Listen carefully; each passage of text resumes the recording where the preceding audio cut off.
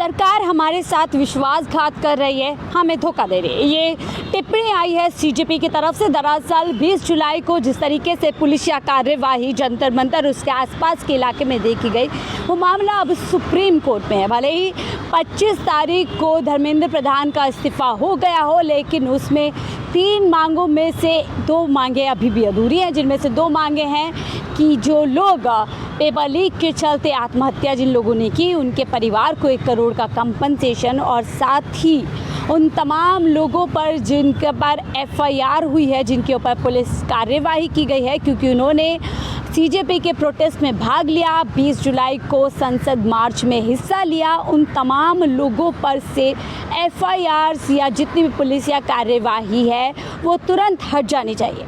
25 तारीख को ये तमाम समझौता सीजेपी और सरकार के बीच में हुआ था, लेकिन इन 3 मांग में से एक ही मांग सरकार की तरफ से मानी गई थी कि धर्मेंद्र प्रधान का इस्तीफा होगा।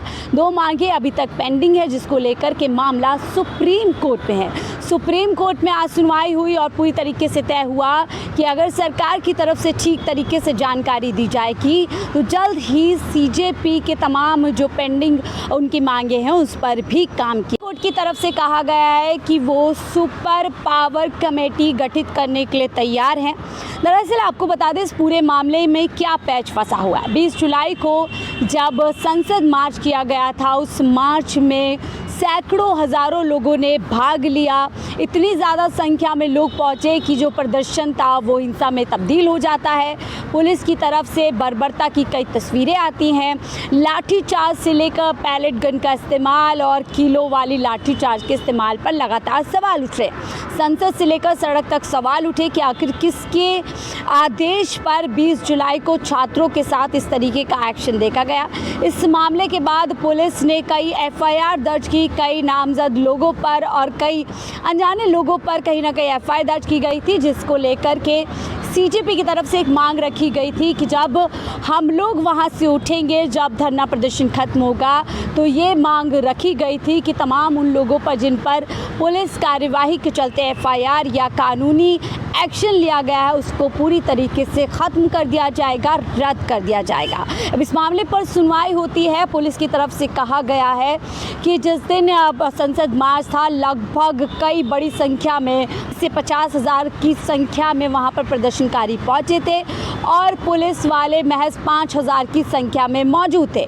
और पुलिस की तरफ से ये भी कहा गया है कि उनको कंट्रोल करने के लिए, उनको संभालने के लिए जो भी ज़रूरी एक्शन लिया जा सकता था, कार्यवाही ली जा सकती थी, वो उनको करनी पड़ी। अब इस पूरी कार्यवाही के बाद कई तरीके से ये भी कहा जा रहा है कि पहुँचे थे कई बड़े अपराधी भी इस मार्च में हिस्सा लेने पहुँचे थे, जिसकी पहचान वहाँ पर जिस तरीके के सीसीटीवी फुटेज लगाए गए थे, पुलिस ने उनकी पहचान की है और लगभग 2000 से ज़्यादा ऐसे लोग पाए गए हैं जिनका पहले से ही एक क्रिमिनल ट्रैक रिकॉर्ड रहा है, जिसकी वजह से पुलिस की तरफ से जवाब दिया जा रहा है कि उनके ऊपर से तमाम जो कानूनी उनके ऊपर कार्यवाही है एफआईआर से वो रद्द नहीं की जा सकती। हालांकि सीजेपी और सुप्रीम कोर्ट से की तरफ से कहा गया है कि आप हमें वो लिस्ट प्रोवाइड कीजिए जिसके तहत आप कह रहे हैं कि ऐसे बड़ी संख्या में लोग वहां पर पहुंचे थे जिनका एक पहले से ही कहीं ना कहीं एक हिस्ट्री शीटर वो रहे हैं, उनका एक पहले से ही क्रिमिनल ट्रैक रिकॉर्ड रहा है। लेकिन सरकार की तरफ से ऐसी कोई भी लिस्ट प्रोवाइड नहीं की जा रही है और इसी के चलते सीजेपी की तरफ से कहा जा रहा है कि सरकार उनके साथ विश्वासघात कर रही है, उन्हें धोखा दे रही है। सरकार ने कहा था कि 2 मांगे और उनकी पूरी की जाएगी। अब जब 2 मांगे पूरी करनी थी तो सरकार इसको ऑनर क्यों नहीं कर रही है? तल्ख अल्फाजों में, तल्ख तरीके से सीजेपी की तरफ से कहीं ना कहीं एक चेतावनी सरकार को दी गई है कि यार अपनी वादा खिलाफी करेगी तो एक बार फिर से सीजेपी मजबूर होगी सड़कों पर आने के लिए, क्योंकि इन 3 मांगों के साथ ही समझौता हुआ था। इन 3 मांगों के पूरे होने के समझौते के साथ ही दिल्ली का 1 महीने से चल रहा जो प्रदर्शन था वो ख़त्म किया गया था।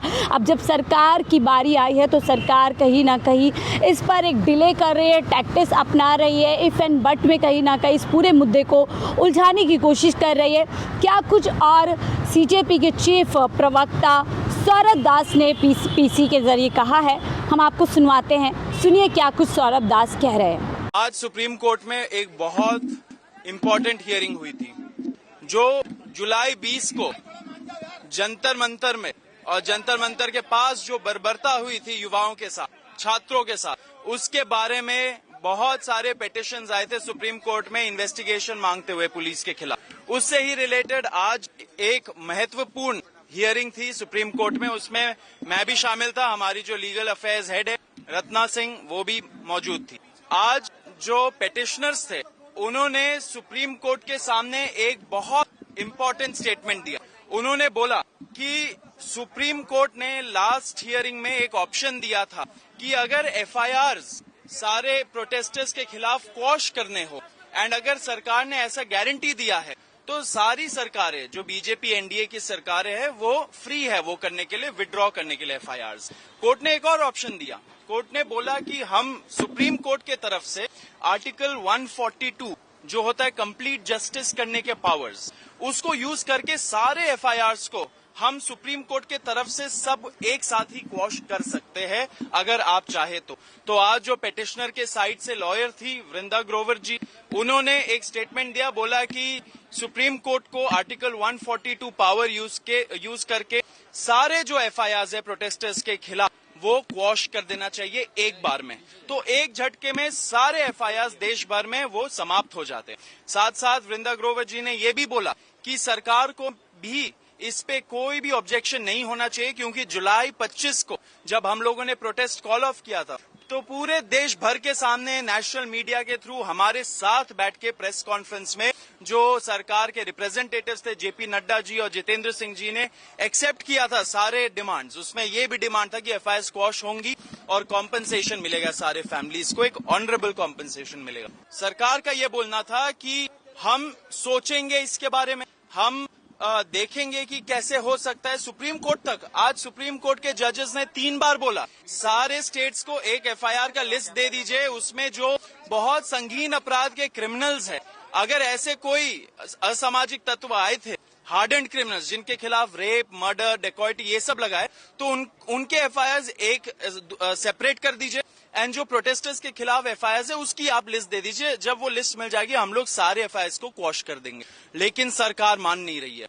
सरकार ने कमिटमेंट आज नहीं दिया सुप्रीम कोर्ट को कि वो ये देने वाले। सुप्रीम कोर्ट ने 3 बार सरकार से आज बोला कि आप हमें ये लिस्ट तो देंगे तभी तो हम क्वॉश करेंगे।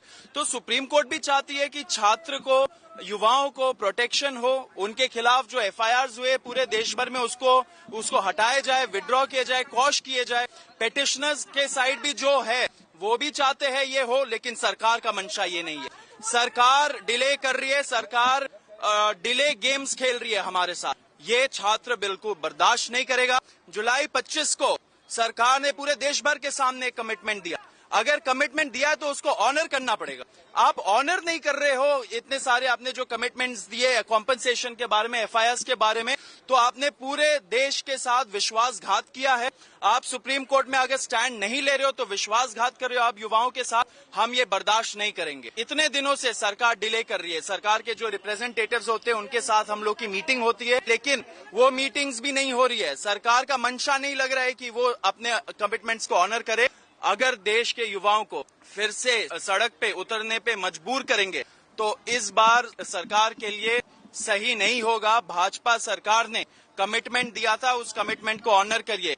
तो आप लोगों ने सुना किस तरीके से सौरभ दास जो कि चीफ प्रवक्ता हैं सीजेपी पार्टी के, वो साफ तौर पर कह रहे हैं कि सरकार हमें मजबूर ना करे वरना नेशन वाइड एक बार फिर से हमें उसी तरीके से सड़क पर आना पड़ेगा और जो हमारी 2 बची हुई पेंडिंग मांग से उनको पूरा करवाने के लिए सरकार को कहीं ना कहीं विवश करना पड़ेगा। अब देखिए सरकार के लिए कहीं ना कहीं मुश्किल यहाँ पर हो सकती है, क्योंकि पहले से ही लगातार जिस तरीके से स्कूल ठीक करो कैंपेन एक नेशन वाइड चल रहा है सीजेपी का, उसके चलते भी कहीं ना कहीं बीजेपी की चाहे वो राज्य सरकार हो या केंद्र सरकार हो बड़े मुश्किलों दिनों से चल रही है। उत्तर प्रदेश से लेकर मध्य प्रदेश हो, राजस्थान हो, तमाम जगहों पर देखने को मिल रहा है कि किस तरीके से ज़ैन अल्फा सरकार के खिलाफ खड़ी हो चुकी है और पूरी पोल पट्टी खोल रही है, धरना करने के लिए सड़क पर उतर रही है। अब देखिए प्रधानमंत्री पहले ही कहीं ना कहीं जेंजी की जो यलगार है, जेंजी जो युवा जिस तरीके से बाहर आ रहे हैं उससे परेशान कहीं ना कहीं हताश दिखे और इसीलिए उन्होंने देखिए देखिए हमने देखा किस तरीके से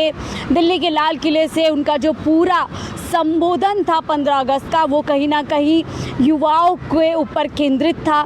उन्होंने जेनजी की बात की, उन्होंने जेन अल्फा की बात की, वो ट्रेनिंग की बात कर रहे थे, वो एआई ट्रेनिंग की बात कर रहे थे। ये तमाम चीज़ें बताती हैं कि सरकार के लिए कहीं ना कहीं जो युवा पीढ़ी है वो एक तरीके से मुश्किल खड़ी कर रही है। दूसरी तरफ हम देख रहे हैं कि किस तरीके से सीजेपी का एक और कहना है कि वो लगातार इस तरीके के कैंपेन सरकार के खिलाफ करती रहेगी। अब सुप्रीम कोर्ट की तरफ से कहा गया है कि सारे पक्षों की जांच होगी। पुलिस पर जिस तरीके का हमला हुआ उसकी भी जांच होगी और पुलिस ने जिस तरीके का हमला या जिस तरीके की कार्यवाही प्रोटेस्टर्स पर की है उस पर भी कार्यवाही होगी। तमाम चीज़ों को लेकर के सुप्रीम कोर्ट ने अपना रुख साफ कर दिया है। आगे किस तरीके की कार्यवाही होगी उस पर हमारी नज़र रहेगी। लेकिन फिलहाल लग रहा है कि अब जिस तरीके से ये सवाल हमने देखा राहुल गांधी ने संसद में उठाया कि 20 जुलाई को किसके कहने पर बच्चों के ऊपर पुलिस या कार्यवाही हुई, किसके कहने पर पुलिस ने वो तमाम वहाँ पर एक्शन दिखाया, इनको लेकर के पहले ही अमित शाह सवालों के घेरे में है। भले ही संसद का सत्र खत्म हो गया हो लेकिन सवाल अभी वहाँ पर बाकी है। इसको लेकर के राहुल गांधी अब इन तमाम सवालों को लेकर के पुणे में एक बड़ा प्रदर्शन करेंगे। यानी चारों तरफ से भारतीय जनता पार्टी और केंद्र सरकार बुरी तरीके से घिरती हुई नजर आ रही है। अब ऐसे में सुप्रीम कोर्ट कहीं ना कहीं अब तय करेगा कि 20 जुलाई को जिस तरीके का अन्याय देश के बच्चों के साथ किया गया उसमें क्या कुछ उचित कार्यवाही होनी चाहिए। हमारी लगातार इस पर नज़र बनी रहेगी। लेकिन फिलहाल इस रिपोर्ट में इतना ही। देखते रहिए 4 PM न्यूज़ नेटवर्क।